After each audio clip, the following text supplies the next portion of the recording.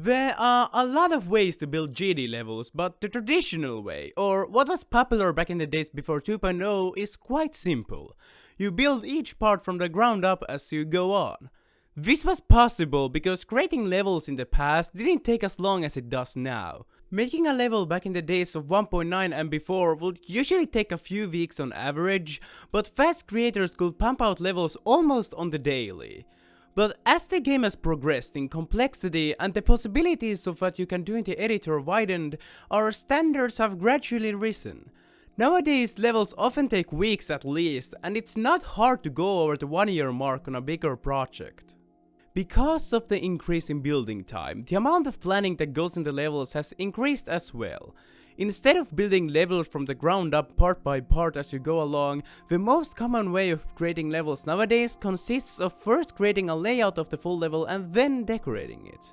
In fact, the separation between these two aspects of a level have gone so far that there are even people who specialize in the creation of layouts and others who specialize in decoration. But this work model of levels being separated into layout and decoration has a fundamental flaw in it when not done right. More often than not, this problem manifests itself in levels that are of lower quality than what they could have been.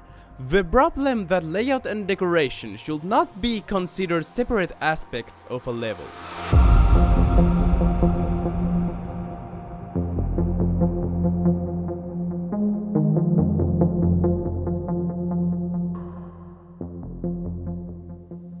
Let's say you are building a house. Now, before you can start construction of your new house, you need to have a few things: materials, a permit, and blueprints. In those blueprints, you have the plan for the entire house, how big each floor will be, what their shape is, where the windows are, etc. Now, obviously in GD, building materials and permits don't matter, but given this analogy, let's consider layouts like the blueprints of a house. Just like you can't start building a house without having everything planned out first, you shouldn't do the same with layouts and GD levels. In the case of GD levels, a lack of planning can often lead to a level being significantly worse or even failing, with the chances of a level flopping increasing the more ambitious and original you try to be. Ideally, you should have an idea for the entire level, every block and every minute detail, before you even place a single block. This is to ensure that you won't get stumped midway through the building process by not knowing what to do, and also eases making the level more consistent and coherent throughout. The layout is a key part in this. If you plan on making a level with a theme, you need to have that theme in mind while you are building your layout, otherwise you may end up with an unnecessary disconnect between your gameplay and your decoration. Let's say you are making a level with a space theme. While this is a pretty general and moldable theme, it does have some aspects to it that you should keep in mind while you make your layout. First off, your structuring should consist of separate smaller pieces and open spaces. If you use, let's say, continuous structuring that are all part of one whole, your block design is going to block out a lot of the background, which is often the focus point of space-themed levels. If you use pillars, they're going to block the background less for sure, but separate small structures can easily be turned into asteroids or other space debris in decoration. You can also easily apply a lot of energetic movement to these structures and make them look like they're floating in zero gravity, which can help make the level feel more epic and spacey. Secondly, since you are doing a space theme level and are likely going to base it around the background art, parts in the level should last long, otherwise you'll be spending a lot of time building detailed space art that's not even going to be visible for longer than 5 seconds. Your parts shouldn't be too long though, as over time the same art and block designs grow stale. Without anything else like a boss fight keeping interest, the part will become boring. Lastly, your parts can't fluctuate on the vertical axis too much, as that would again require more effort in the part of the art, as you will have to either extend it and give it multiple points of focus, or make it move with the screen awkwardly, which pretty much never ends well. The key word here is structuring. Many block designs only work with certain types of structures, and the ones that can be molded into pretty much anything are often simple and/or generic. Now, there is an argument to be made that structuring is not set in stone in the layout. In the case of Megacollabs, it is not uncommon for the person who made the layout for a part to tell the decorator that they can change the structures however they like. But there are no layouts that can be structured completely however you want. And there are some gameplay elements that only work with some structures and not others. Let's take slopes. For some styles, the way slopes are decorated is the focal point. There are many gorgeous slope designs out there, but there are also some creating styles that are ludicrously hard to use in slopes. So if your gameplay has a lot of slopes in it and you plan on using a style that doesn't support that type of structuring, your options are either to suffer or switch up your gameplay or style to something else.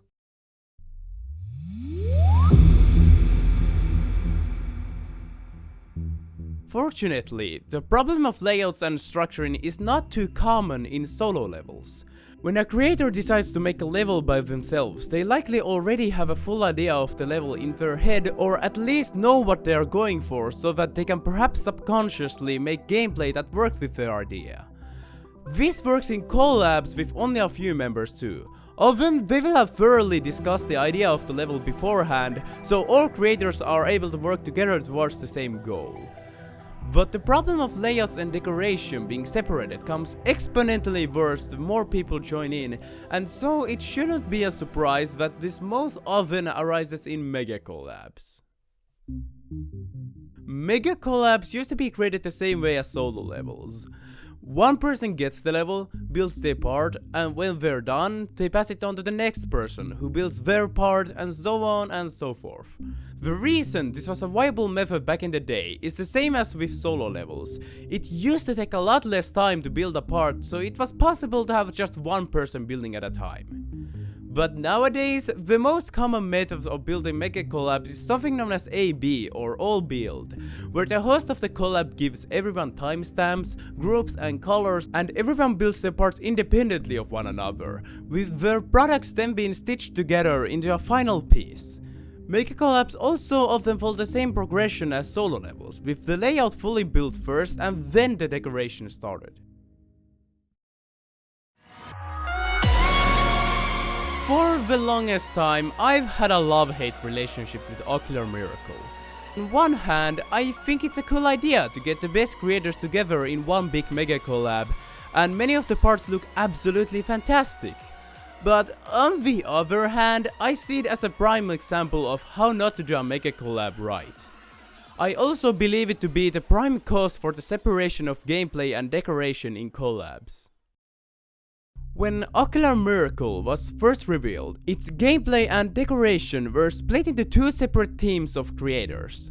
This was widely seen as a great idea and proved that Ocular Miracle was a forward-thinking and innovative level.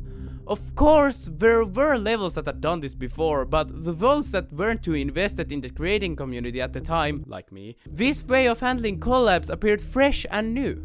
And so it was soon set in stone as the de facto standard for all Megacollabs, having separate teams for gameplay and decoration. And in my honest opinion, this was a horrible mistake.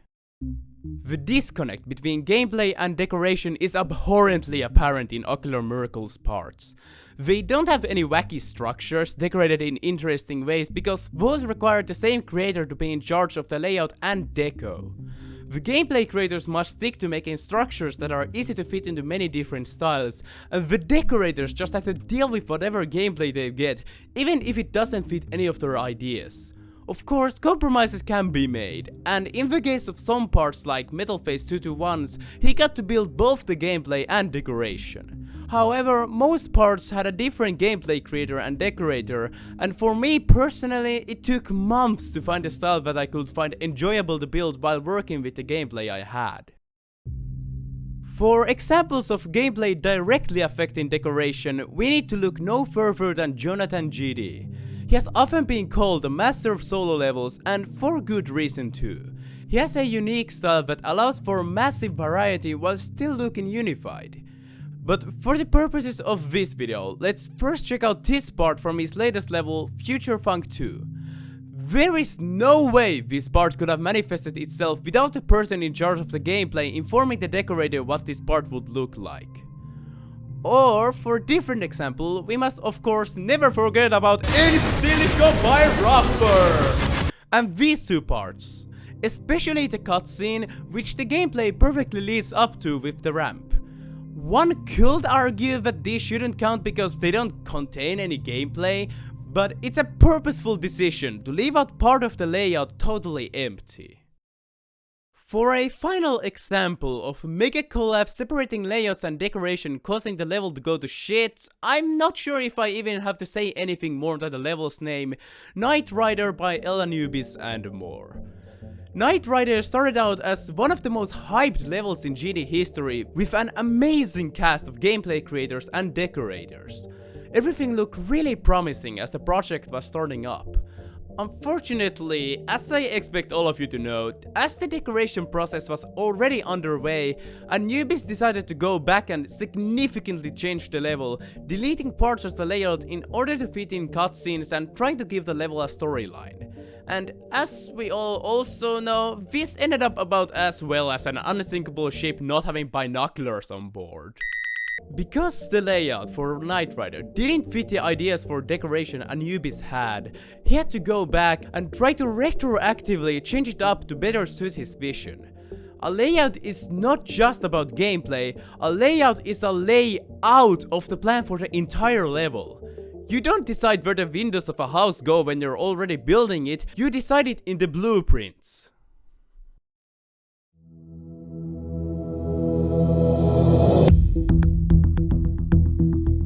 Finally, let us address a level that came out a few months ago, Aleph Null by Xander. Now, I assume that I'm not alone in the stance that Aleph Null is and should be considered a fully decorated and finished product.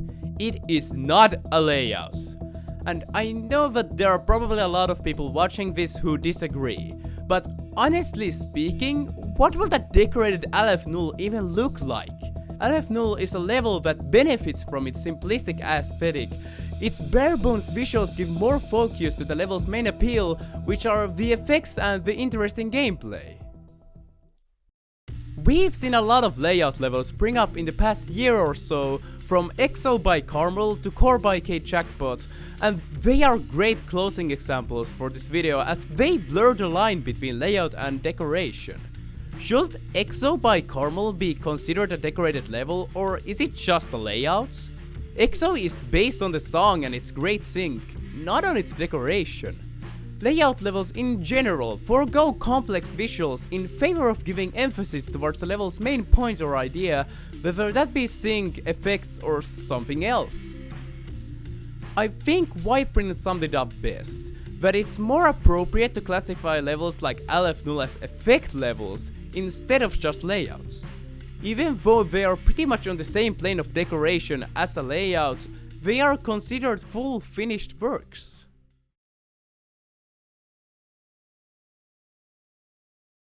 If there's something I'd like you to take away from this video, it's that proper planning and making GD levels matters. Like I said here, and what I've said 1,000 times before, you should have a plan for the entire level you're about to build before placing a single block. That is the first rule of GD creating, and it is something that you should always keep in mind if you ever want to create more complex levels. Don't treat layouts as purely the gameplay of a level. Just like poorly designed framework will lead to a badly designed house, a poorly thought out layout will inevitably lead to a worse level. Hey guys, HJfod here. Just wanted to quickly come in and say that this also goes the other way around. Decoration also has an effect on the gameplay and can make it easier, harder, simpler, more confusing, anything. Think of layouts and deco as puzzle pieces, some of which somewhat fit together and some of which can't be connected in any way. What you are looking for are the two pieces that make a perfect connection, and to achieve that, both pieces have to match each other. So basically, layouts and decoration are linked in fundamental ways, and if any of you fuckers come to my DMs ever again asking me to decorate your layout without putting thought into how the layout will be decorated, I will fucking annihilate your entire goddamn existence. Yeah, but that's all I wanted to say. Thank you. And with that, See ya!